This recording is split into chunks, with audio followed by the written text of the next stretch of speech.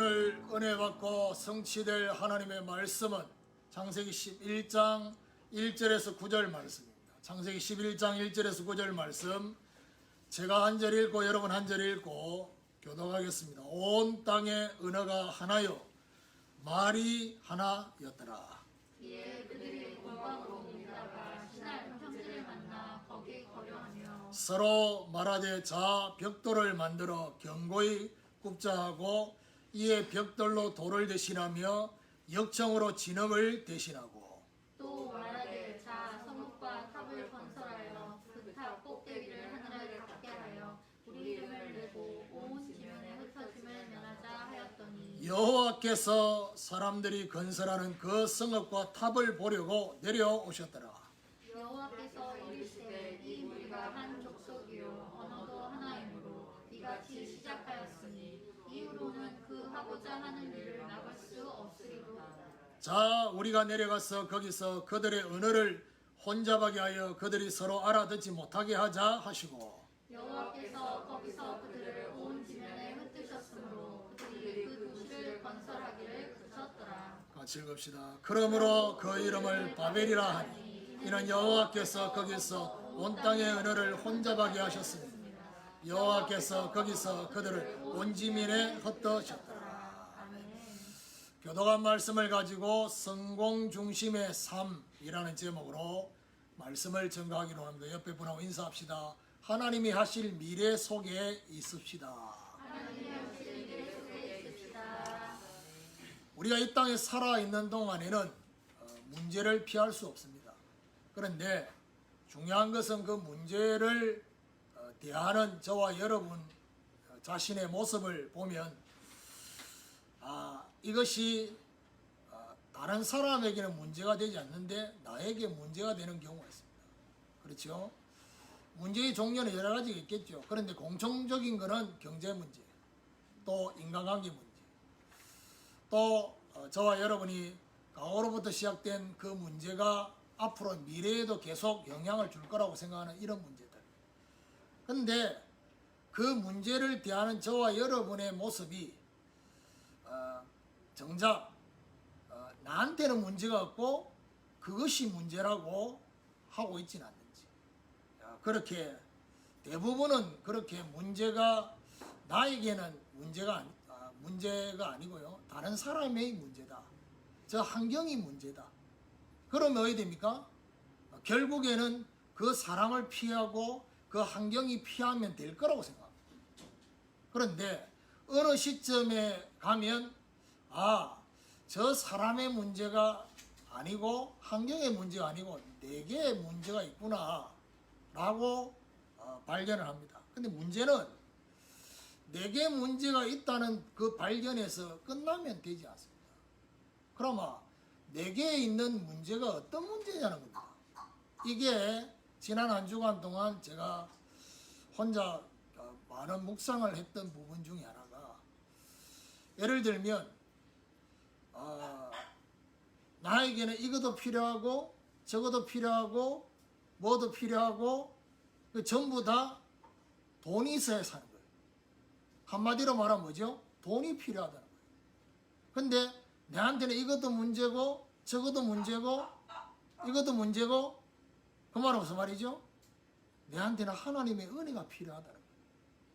그러면 문제가 다른 사람에게 문제가 있고 환경에 문제가 아니라 나한테 문제가 있다라고 발견하는 거기서 끝나지 말고, 왜 나에게 그것이 문제로 느껴지느냐? 그거는요 가장 근원적으로 하나님하고 내하고의 관계가 정상적이지 않을 때 생겨진 결과들이,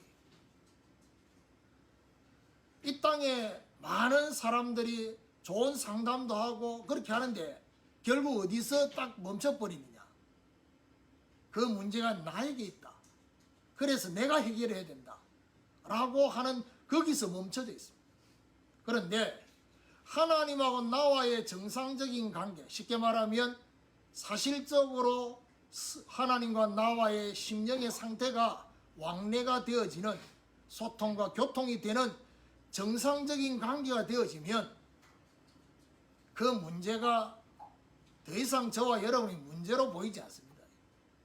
뭘로 보이느냐? 하나님이 나를 인도하시는 통로구나.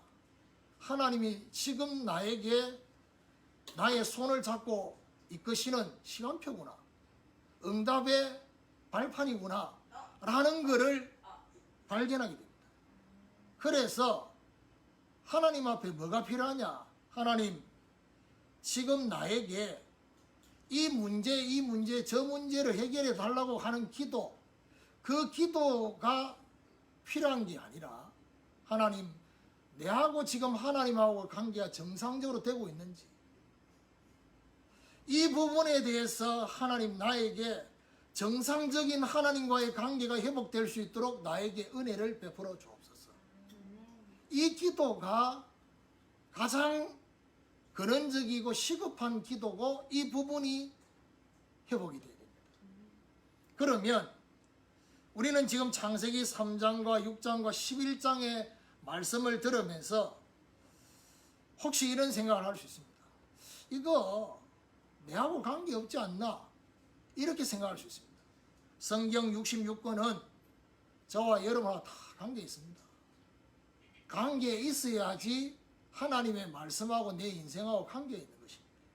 그러면 결국 하나님과의 정상적인 관계가 되지 않을 때 생겨지는 창세기 3장. 그게 뭡니까? 저와 여러분에게 찾아오는 유혹과 호기심을 이길 수가 없어요. 하나님과의 정상적인 관계가 되지 않을 때 하나님이 진짜 원하시는 것보다도 내가 좋아하는 것, 내가 얻고자 하는데 더 내가 집중할 수밖에 없어요. 하나님과 정상적인 관계가 되지 않을 때 오는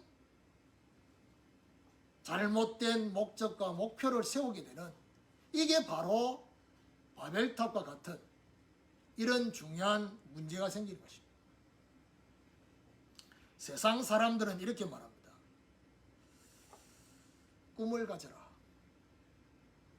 또 야망을 가지라. 젊은이 되어 야망을 가지라. 이렇게 말합니다. 그런데 왜 꿈을 가져야 되고 왜 야망을 가져야 되는지를 사실은 말해주고 있지 않습니다. 꿈을 갖고 야망을 갖는 목적이 뭐냐는 겁니다. 그 목적이 바로 눈에 보이지 않게 깔려있는 부분이 바로 성공이라는 것입니다. 성공하기 위해서. 말은 안 하지만. 그런데 그 목적이 단순히 성공을 넘어서서 한 차원 더 높은 그런 단계로 가면 꿈 넘어 꿈이라고. 나에게 그 꿈이 이루어졌을 때 그 꿈을 통해서 또 다른 꿈을 가지고 있느냐. 그 다음 단계. 이걸 보고 말합니까? 성공 이후에 꿈이 있느냐. 그런데 저는 이런 생각을 했습니다. 성공 이후의 그 꿈이 단순히 사람만을 위한 것이라면 나쁜 건 아닙니다. 다른 사람을 위해서, 다른 사람 유익을 위해서 가지는 그 자체가 세상에서는 그나마 범죄하는 것보다 낫습니다. 그런데 사람만을 위한 것이라고 한다면 결과적으로 어떻게 되느냐? 에베소서 2장 2절에 불순종의 아들들 가운데서 역사하는 영이라. 무슨 말입니까? 결과적으로는 하나님의 뜻과는 반대되는 결과로 갈 것이다. 그렇다면 오늘 저와 여러분은 뭘 소유하기를 사모해야 될 것이냐? 하나님이 원하시는 꿈 넘어 꿈을 소유하기를. 그래야지만이 하나님이 저와 여러분과 함께 하시는 이 비밀로 인도하시는 것입니다. 자, 그렇다면 오늘 창세기 11장의 바벨탑에 대한 이 말씀을 우리는 한 3주간 계속해서 바벨탑 사건, 또 뭐죠? 중단되는 인생에 대한 말씀과 함께 오늘 이 바벨탑이 결국 우리의 삶에 어떤 영향을 주고 있느냐? 성공 지향적으로 살도록 하는 이 부분이 저와 여러분 계속 삶에 영향을 주고 있습니다. 자, 그렇다면 첫 번째가 이 바벨탑을 쌓는 성공 중심의 삶을 사는 가장 밑바탕에 뭐가 깔려 있느냐? 염려 중심의 삶입니다. 자신도 모르는 성공하려는 이유가 바로 뭐냐? 미래에 대한 염려, 미래에 대한 두려움 때문에 그렇습니다. 그래서 바벨탑을 쌓는 근원의 중심이 뭐냐? 미래에 대한 염려입니다. 흩어짐을 면하자. 염려에 대한 대책을 세우는 이걸 보고 우리는 인본주의라고 합니다. 마태복음 16장 23절에 하나님의 일을 생각하지 않고 사람의 일만 생각하는, 사람 중심으로 문제를 풀려고 하는. 그런데 염려를 누구나 할 수 있습니다. 그런데 하나님은 우리 보고 뭐라고 말하느냐? 성경을 통해서 우리 보고 뭐라고 말하느냐? 염려를 계속하고 있으면 어떤 일이 벌어지느냐? 마귀의 공격 대상이 된다는 겁니다. 마귀가 염려를 하도록 뭔가 문제를 던져줬는데 그 문제를 가지고 계속 내가 염려하고 있어야 되느냐? 마귀의 공격 대상이 됩니다. 베드로전서 5장 7절 8절에 너희 염려를 주께 맡기라. 이는 주께서 너희를 돌보심이라. 근신하라 깨어라. 너희 대적 마귀가 우는 사자처럼 삼킬 자를 찾는다. 무슨 말입니까? 미래에 대해서 염려하고 있는 사람이 두루다니며 삼킬 자를 찾는 마귀의 공격 대상이 된다. 여러분, 동물의 왕국이라는 그런 프로를 보면요, 이 사자나 호랑이나 이 맹수들이 주로 누구를 공격하느냐 하면요, 그 무리에서 뒤쳐져 있는, 같이 무리 속에 있을 때는 공격을 하더라도 거기서 이길 수 있어요.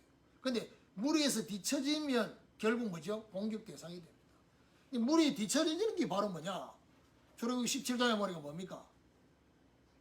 문제 속에 불신앙하고 하나님을 시험하고 염려하는 이스라엘 백성들의 상태, 그게 바로 뭐죠? 아말렉이 공격해오는 그 상태입니다.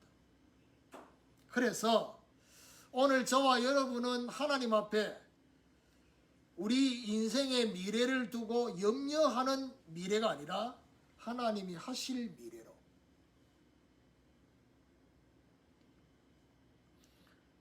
분명한 것은 지난날의 과거도 저와 여러분 시간 지나가 보니까 내가 다 선택한 것처럼 보이는데 그 선택한 것 중에 내가 선택할 수 없었던 그 과거가 더 많았다는 것을 시간 지나고 보면 알게 됩니다. 그러면 앞으로 다가올 미래도 저와 여러분이 선택을 해서 좌우되는 미래가 아닙니다. 그러면 오늘을 살고 있는 저와 여러분이 어떤 미래를 향한 오늘이 되어야 될 것이냐? 그것은 바로 하나님이 하실 미래입니다. 하나님이 저와 여러분 뭐라고 말하냐? 예레미야 29장 11절에 너희를 향한 나의 생각은 이것이니 재앙이 아니요 평안이요 미래와 희망을 주기 위한 것이라 했습니다. 하나님이 하실 비전을 바라보면서 오늘을 살아가는, 이게 바로 바벨탑과 역행하는, 바벨탑을 쌓는 그들과 역행하는 삶이다라는 것입니다.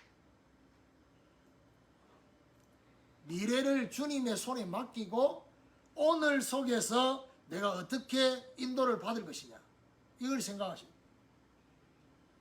두 번째입니다. 성공 중심의 삶을 사는 사람은 어떤 삶을 살게 되느냐?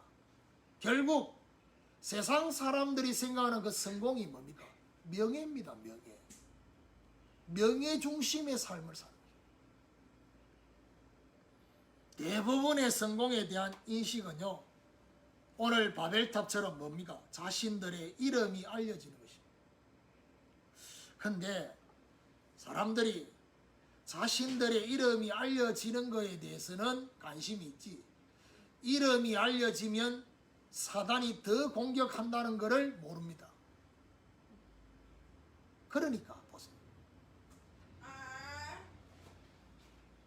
이제 5월 10일이 되면 윤석열 당선자가 이제 대통령이 됩니다. 이분이 예능 프로에 나와서 이런 말을 했어요. 뭐라고 말했냐면, 선거 활동할 동안에 잠 잘 잤는데, 그것도 숙면에 잠을 잤는데 피곤하게 잘 자지. 근데요, 대통령 당선되고 난 그날로부터 잠을 못 잔다는 겁니다. 겉으로 보면요, 너무 생각이 많고 고민이 많아 잠이 오죠. 근데 거기에 우리가 모르고 있는 게 있어요. 그게 바로 뭐죠?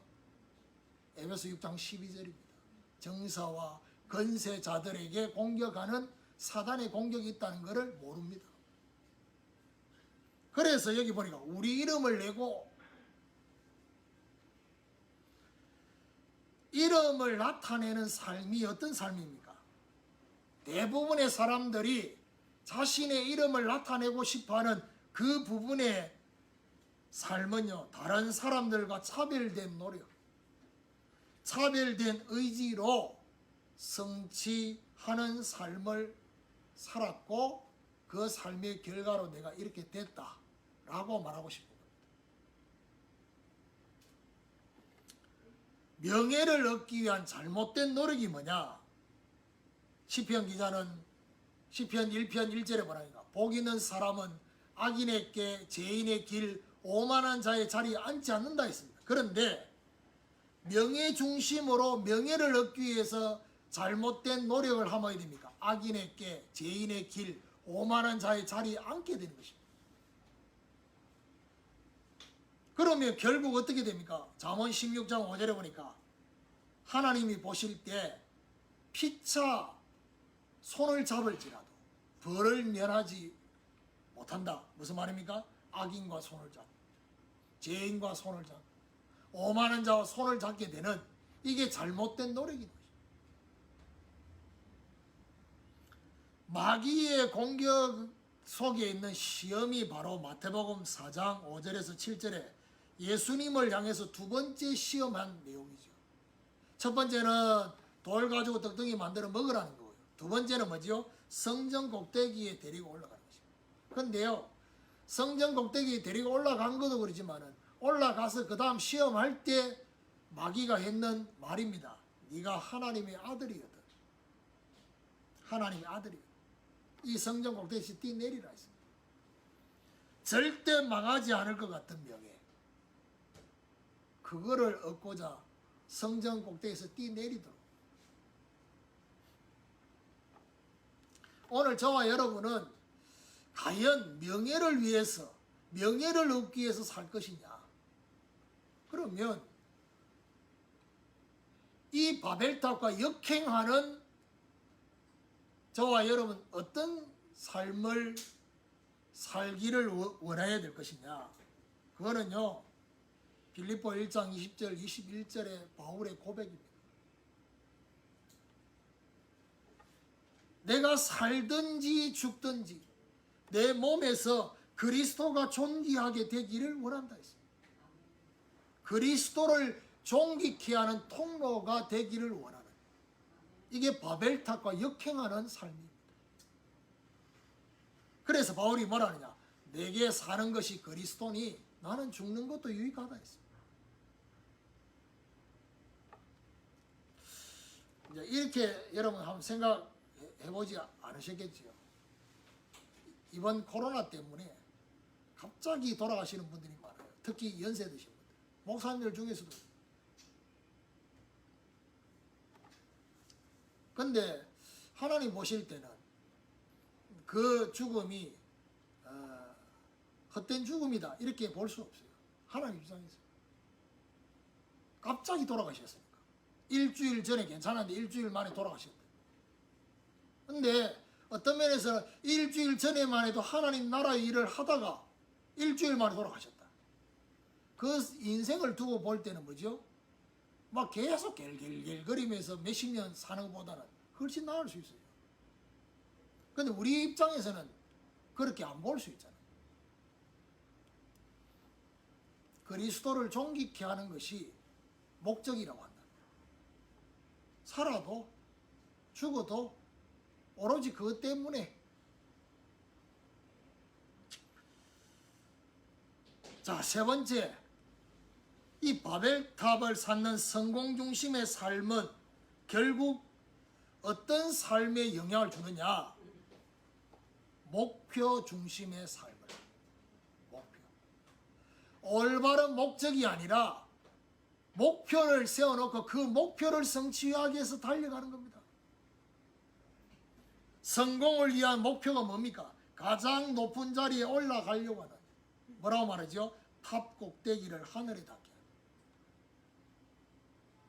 자, 여기서 우리는 한 두 가지 생각해 봐야 됩니다. 목적과 목표, 이 두 가지를 가지고 볼 때 잘못된 목적에 잘못된 목표까지 세우면 어떻게 되냐? 이거는요, 모든 일을 행한 후에 완전 무너집니다. 잘못된 목적과 잘못된 목표. 하나님이 그냥 가만히 있지 않습니다. 왜냐? 잘못된 목적과 잘못된 목표는 하나님의 뜻과도 반대될 뿐만 아니라 그게 세상과 사람들에게 해를 끼쳐요. 하나님이 그걸 손대는 날이 온다니까요. 근데 그거를요, 아무리 막아보려고 해도 막을 수가 없게 되는 날이 옵니다. 그걸 보면 하느냐? 완전 무너지는 것이죠. 그러면 반대로 올바른 목적을 가졌는데 문제는 뭐냐? 잘못된 목표를 세워야 되는 거예요. 올바른 목적에 잘못된 목표를 세우면 잘못된 목표 때문에 진행되는 과정 속에 목적이 사라져버려요. 올바른 목적이 사라져버려요. 그렇게 된다 이 말이에요. 예를 들면 이런 겁니다. 하나님이 진짜 원하는 전도운동, 진짜 원하는 전도와 선교를 위해서 목적을 세웠지만 그 목적을 이루기 위한 잘못된 목표를 세우면 어떻게 되냐? 무리하게. 잘못된 목표를 세우면 어떻게 되느냐 하면요, 그 목표 때문에 목적이 변질이 돼버려요. 이거는 결국 더 구체적으로 말하면 어떻게 됩니까? 그 목표가 마치 목적이 돼버려요. 이 목적은, 원래 목적은 뭐가 되느냐? 도구가 돼버려요. 전도와 선교가 도구가 돼버려요. 그 목표 때문에.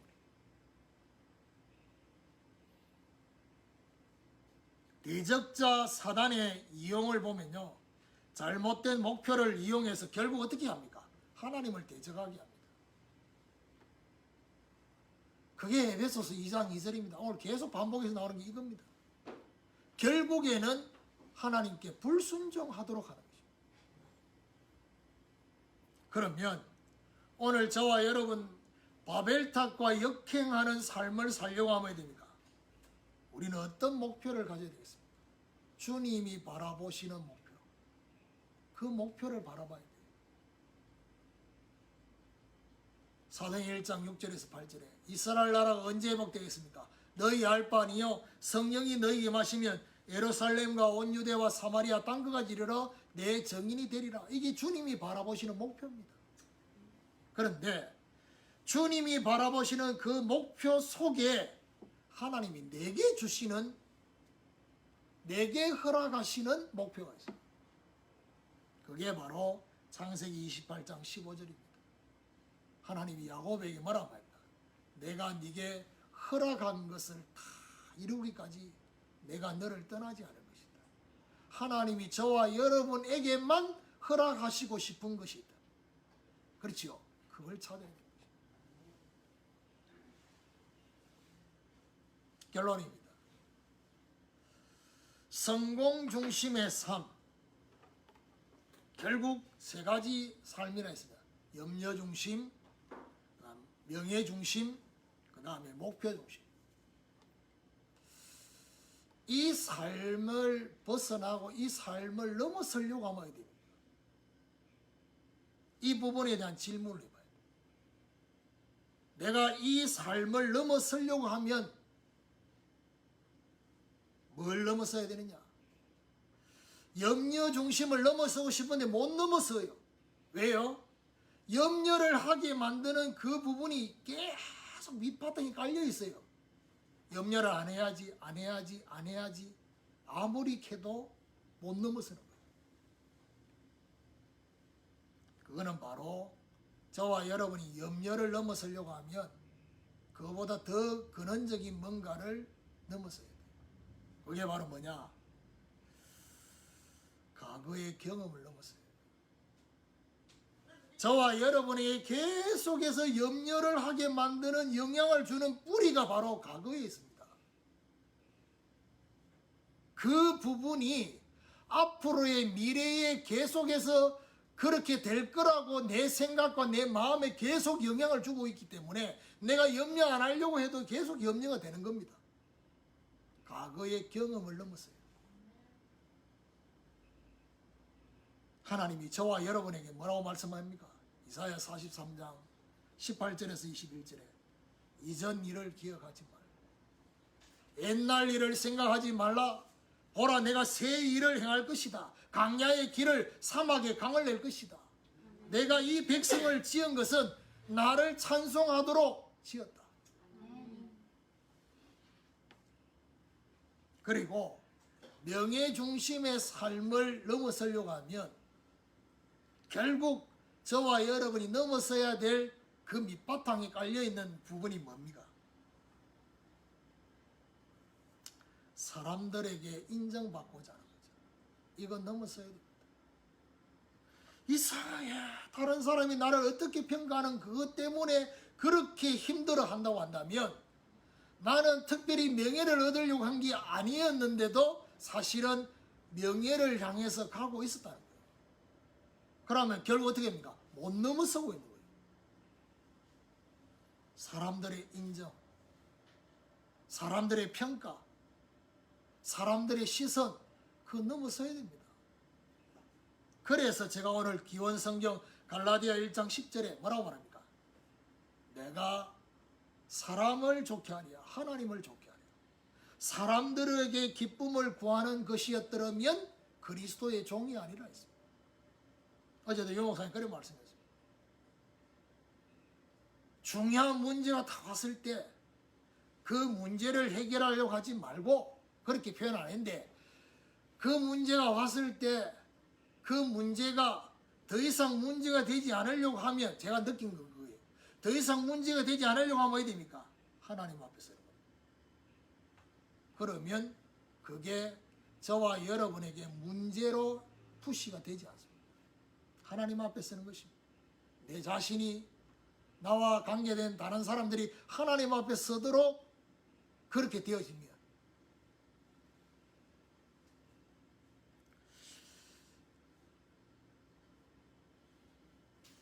다른 사람이 나를 어떻게 볼 것인가, 다른 사람이 나에게 뭔가 평가하고 말한 그것이 저와 여러분에게 알게 모르게 너무 중요한 기준이 되어 있단 말이에요. 중요한 선택과 결정하는 인도받는 기준이 되어 있단 말이에요. 말씀을 따라서 산다고 하는데 정작 아주 사소한 것들은 전부 다 다른 사람들의 말, 다른 사람들의 시선, 다른 사람이 나를 어떻게 볼 건가. 집불 돈도 없으면서 다른 사람들이 평가하는 그것 때문에 차도 좋은 차 사야 되고 통장에는 마이너스고 대출 받아내놓고 차를 막 좋은 차를 사야 돼. 그 자체가 뭡니까? 하나님 인도를 못 받는 거잖아요. 그 작은 것들이 모여가지고 내 인생에 바벨탑처럼 무너지는 겁니다. 이런 것들을 생각 안 한다니까. 목표 중심의 살, 그 부분에 영향을 주기 위해 주는 그 부분 넘어서려고 하면 어디 됩니까? 높은 자리를 넘어서야 돼요.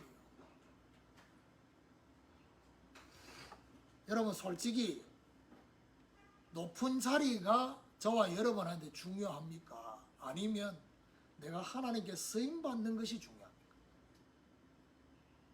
나의 이름이 드러나면서 쓰임받는 게 중요합니까? 이름이 드러나지 않아도 내가 하나님께 쓰임받는 그 자체가 중요합니까? 이 말입니다. 좋은 거, 이름 드러내는 거, 이런 건 누구나 다 하고 싶어 합니다. 그런데 이름 드러나지 않는 그 일에 내가 하나님께 쓰임받는 그거 내가 앞장서서 쓰임받겠다. 그거는 쉽지 않습니다. 그게 바벨탑과 역행하는 것입니다.